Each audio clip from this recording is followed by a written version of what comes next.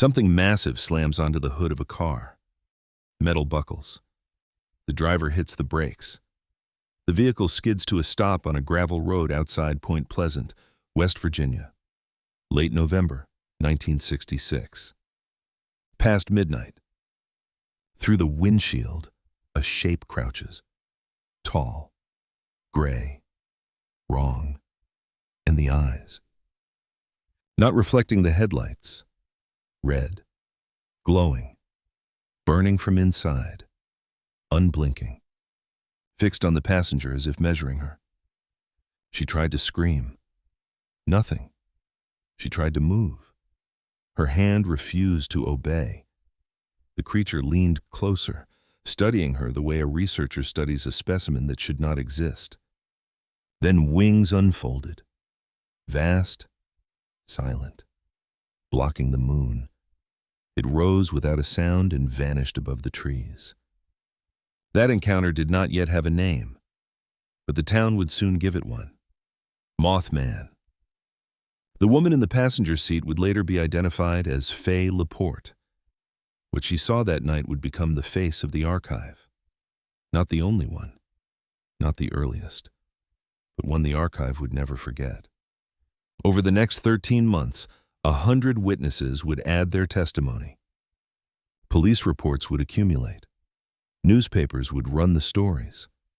And on December 15th, a bridge would collapse into a frozen river, killing 46 people. The archive refused to close. This is the Pandora's Project. And tonight, fellow seekers of forbidden truth, we unseal the Mothman file. The archive of West Virginia's most documented encounter. A record where fear, tragedy, and testimony intersect in ways that refuse to be dismissed. If you want to follow the evidence others gloss over, subscribe. If you want to help open the next sealed page, like this video. Every interaction pushes the archive deeper into the light. The investigation begins now.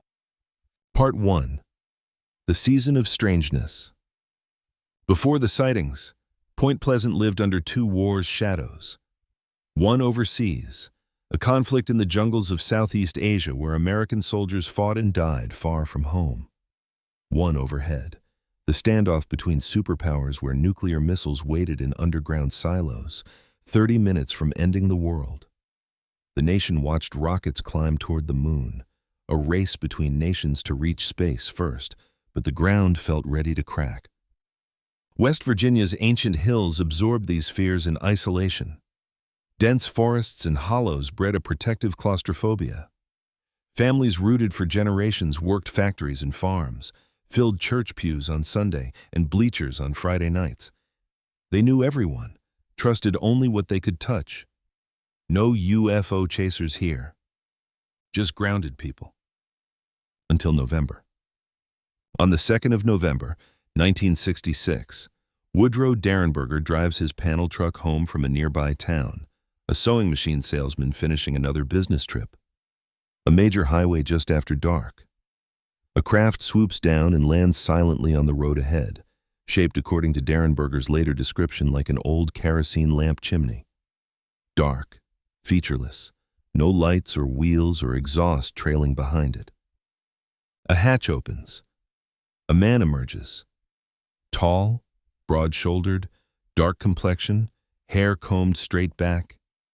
He wears a single-piece metallic black coat that shimmers under the truck headlights. His face wears a wide, unmoving grin. The man walks to Derenberger's window. Communication flows directly into the driver's mind, not as words, but something deeper. The being introduces itself. "My name is Indrid Cold." Derenberger held a press conference. He insisted the encounter was real. Critics called it fantasy. The claim became one of the most controversial contactee cases in American UFO lore, widely publicized whether Cold existed or not. Either way, something was settling over the region like fog. A sense that normal rules were bending. 10 days passed. A cemetery outside Clendenin, according to multiple later accounts, where 5 gravediggers led by Kenneth Duncan prepare a burial site mid-morning under clear sky. One of them stops working, points toward a stand of trees at the edge of the cemetery. Something rises from the branches. Duncan would later describe it as a huge brown human-shaped thing with wings, lifting into the air without flapping, gliding between the trees. The men watch for about a minute as it swoops low over their heads before disappearing into the distance. They return to their shovels. No one speaks. What do you say about a man with wings gliding through a graveyard at noon? The pattern was forming. 3 nights later, everything changed. Part 2. The 100-Mile Pursuit. Just after 11 o'clock at night on November 15th, 1966, 2 young married couples drive through the countryside north of Point Pleasant. Roger and Linda Scarberry, Steve and Mary Mallette, returning from a double date with the radio playing low. Someone suggests a detour. Why not drive through the old TNT plant? Everyone calls it the TNT-area, the abandoned World War II explosives plant, concrete bunkers rotting in dense woods for 2 decades, fences rusted open. Local teenagers use it as a lover's lane. Most of the time, nothing happens. Most of the time. Roger turns onto the gravel road, tires crunching stone as headlights sweep crumbling bunkers and pressing trees. Past the old generator, the road narrows. Then Linda sees it. Standing next to the road, tall, gray, motionless. Roger slows the car. In the wash of the headlights, the thing becomes clear. 6 feet tall, maybe 7, but the proportions are wrong. The body too narrow. The head too small. Or maybe there is no head at all, just a torso that ends in 2 enormous eyes. Red, glowing, 2 inches in diameter, 6 inches apart. And behind it, folded against its back, wings. Roger accelerates. The thing does not move. They pass it. In the rearview mirror, Roger watches the figure shrink. Then it unfolds. The wings spread. 10 feet. 12 feet. The creature rises straight up into the air and begins to follow. Roger floors it. The engine roars. The speedometer climbs. 40, 50, 60. The thing keeps pace, not flapping, the wings extended but motionless, gliding as if the laws that govern birds simply do not apply. The main highway opens ahead, a straight shot back toward town. Roger pushes the car harder. 70, 80, 90. The creature stays with them, matching every acceleration. Linda is screaming. Mary is crying. Steve twists in his seat, watching through the back window as the thing blocks out the stars, its eyes burning red in the darkness. The speedometer passes 100. The thing is still there, still keeping pace, still silent. The only sound is the engine screaming and Linda's voice raw with terror. In their statement to local authorities, they swore the creature followed them at speeds no living thing should maintain. Past 100 miles per hour, past any reasonable explanation. Only when they reached the city limits did it veer away, banking sharply, disappearing into the darkness over the river. They drove straight to the local police station and burst through the door. A deputy took their report. He would later tell newspapers they were genuinely frightened, not drunk, not joking, shaking and pale and insisting they had seen something impossible. The county sheriff, a man named George Johnson, organized a search party. They returned to the TNT area that night, flashlights cutting through the darkness between the bunkers. They found nothing. No tracks. No evidence. No creature. But Johnson took the report seriously enough to make a statement. He told the local newspaper he believed the couples had seen a large bird, perhaps a heron. Locals called them shitepokes. Big birds, 4-foot wingspan. In the dark, with fear and adrenaline, maybe it looked like something else. The newspapers ran the story. The couple stood by every word.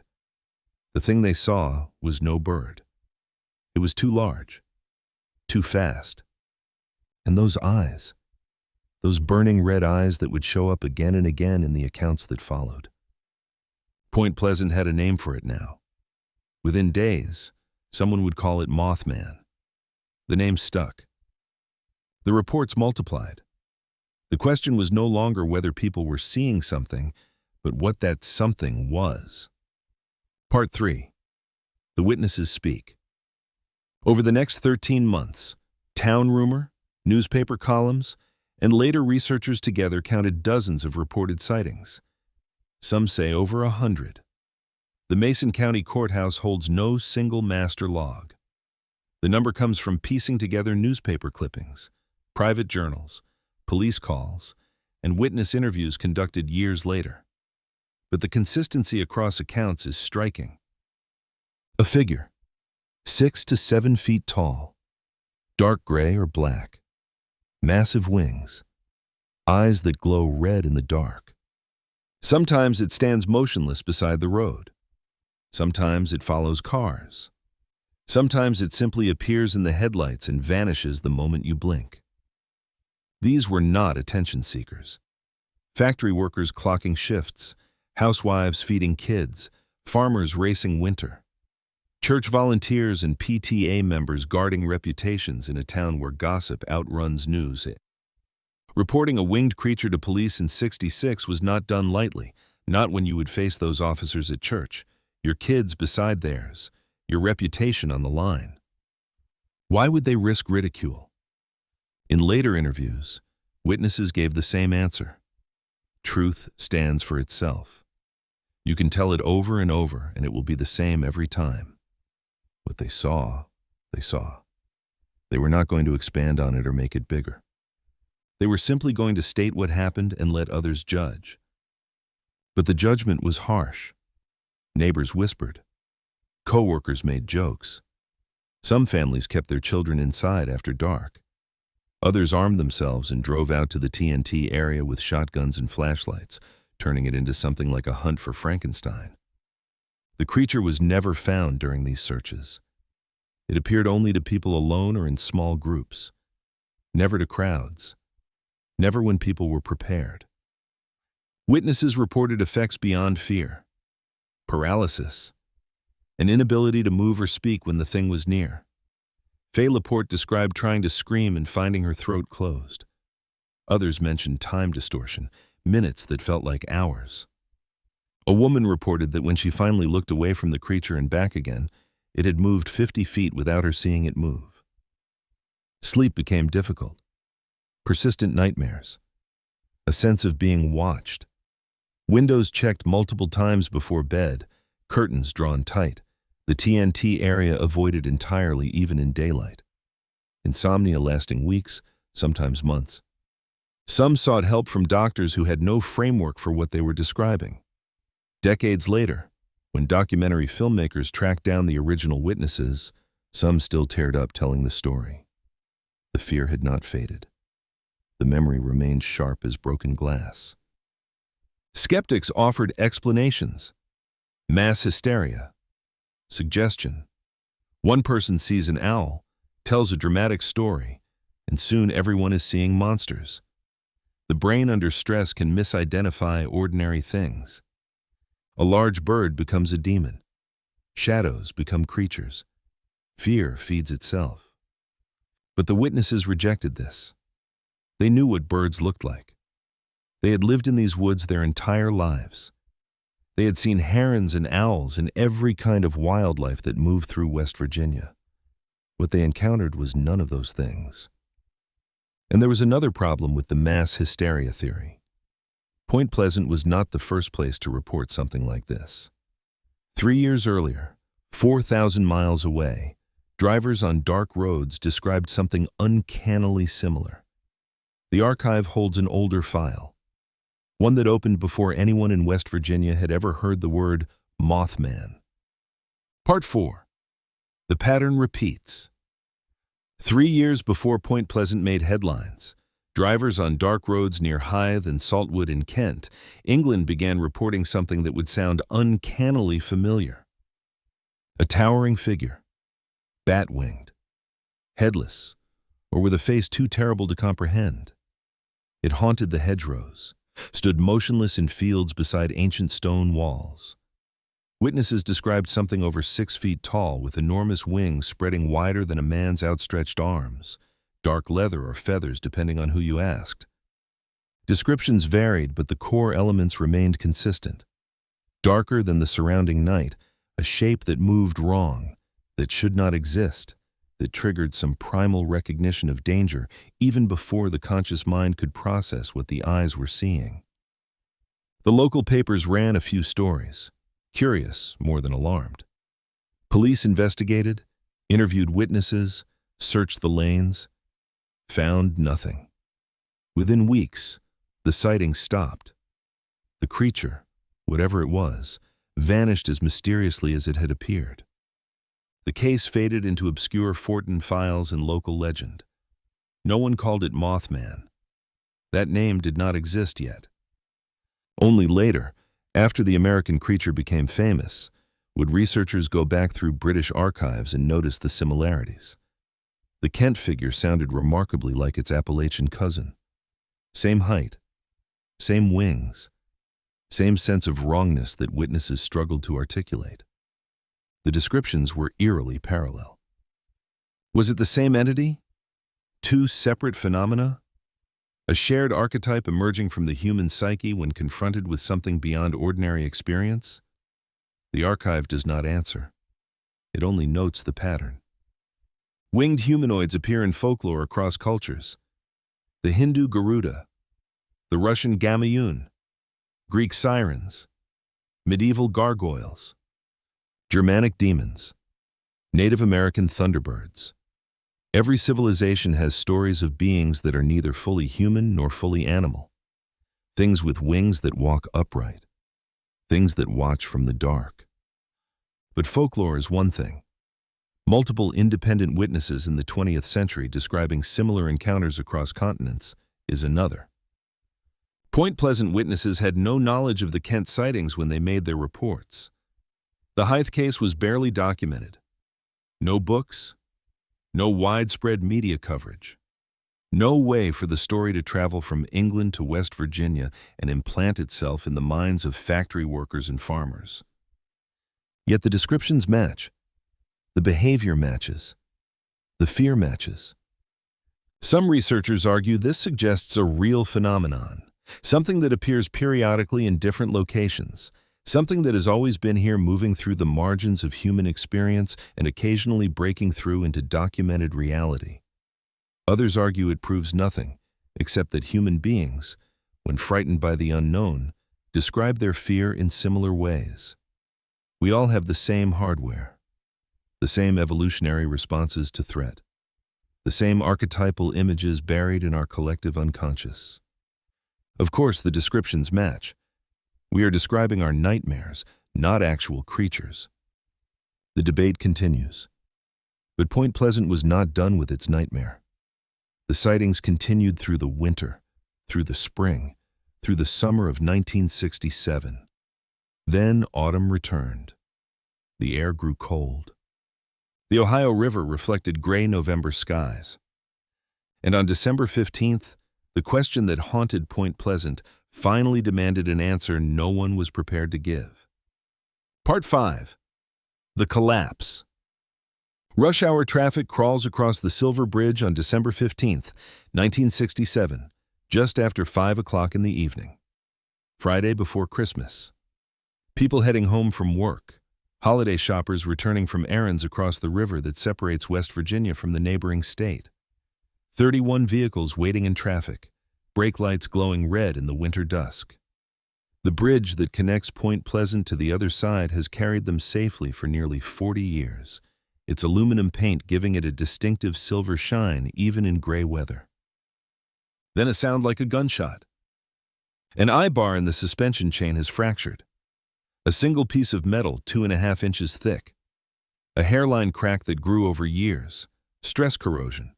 Normal wear that went undetected. The crack reaches critical length. The eye bar snaps. The load shifts instantly to the remaining chain. It cannot hold. The chain breaks. The suspension cables lose tension. The deck begins to twist. More cables snap. The sound is deafening. Metal screaming. Concrete crumbling. The bridge collapses into the river. 64 seconds. That is how long it takes from the first fracture to complete structural failure. 31 vehicles. 46 people. The river is 46 feet deep at that point. Water temperature 36 degrees Fahrenheit, current strong. Rescue efforts begin immediately. Fire departments from both sides of the river respond. Divers enter the freezing water despite the danger, pulling bodies from crushed cars, survivors from water that induces hypothermia within minutes. Some people are trapped in vehicles underwater. Some manage to swim to shore. Some simply vanished beneath the surface. The town mobilizes. Churches open their doors. Army Reserve units arrive. Temporary morgues are established. Families gather at the riverbank waiting for news. Some vehicles are swept downstream. Some are buried under the collapsed deck sections. 2 bodies are never recovered. The official investigation by the National Transportation Safety Board takes months. Engineers examine every piece of the wreckage, tracing the failure back to that single eye bar. Inadequate inspection procedures. Design flaws that became apparent only in hindsight. The conclusion is clear. Engineering failure, metal fatigue. Nothing supernatural. Nothing mysterious. The official investigation blamed a tiny fracture in a crucial eye bar, not a monster. But in the weeks before the collapse, witnesses had reported seeing that same winged figure near the river, around the bridge. Some claimed sightings on the day of the collapse itself. After the fall, these reports took on new significance. The creature was no longer just a curiosity. It became a harbinger, a warning that no one understood until it was too late. The town rewrote its grief as prophecy.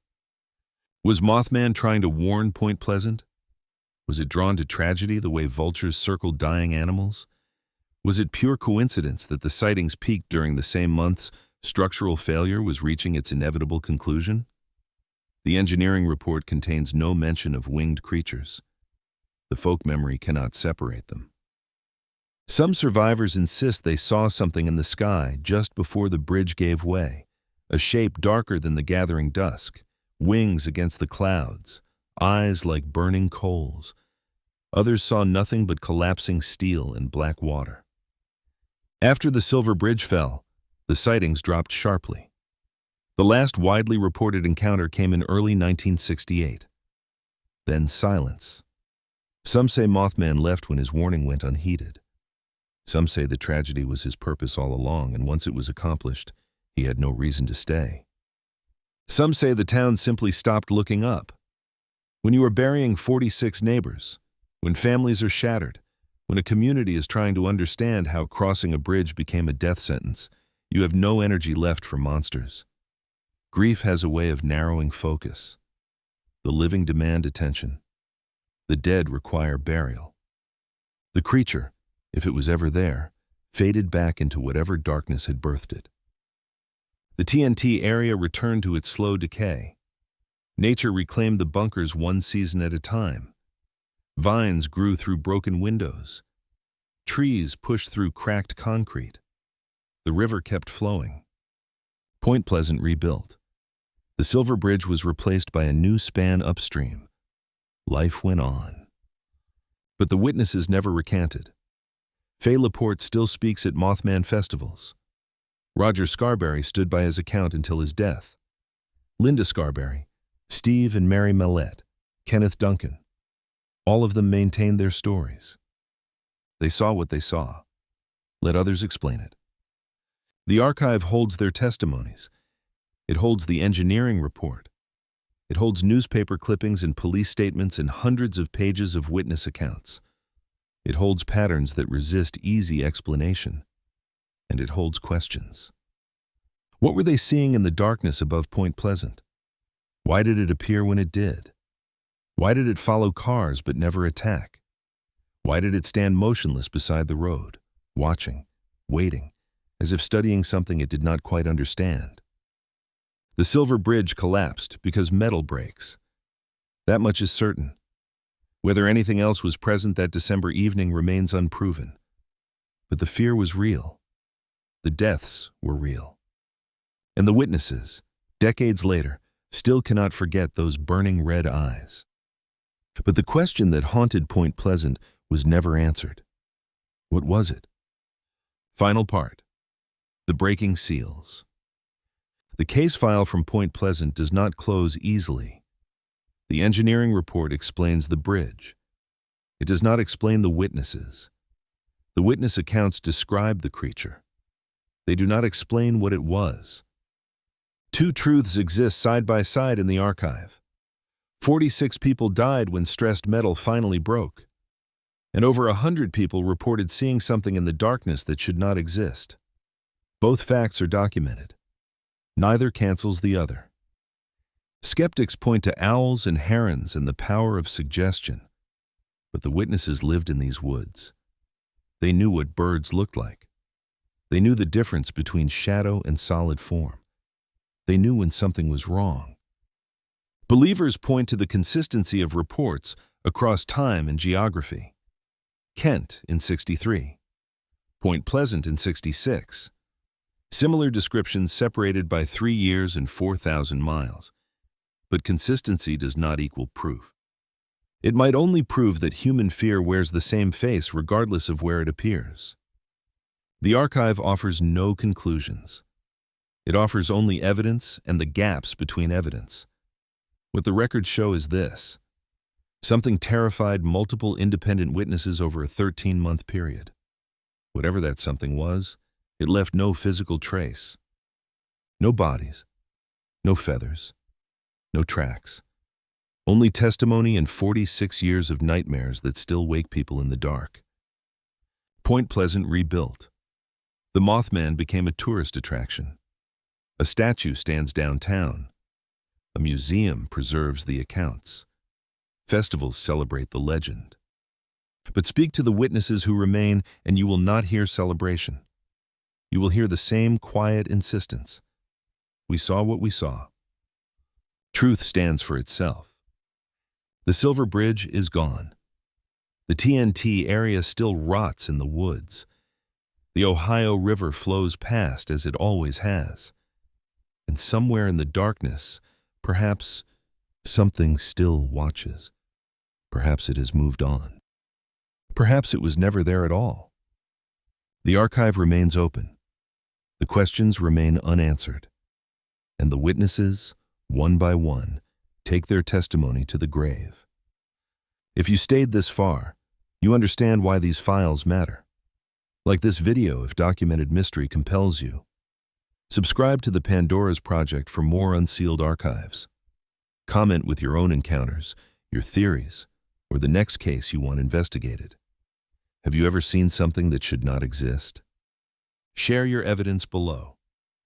The next tomb is waiting. See you in the next tomb.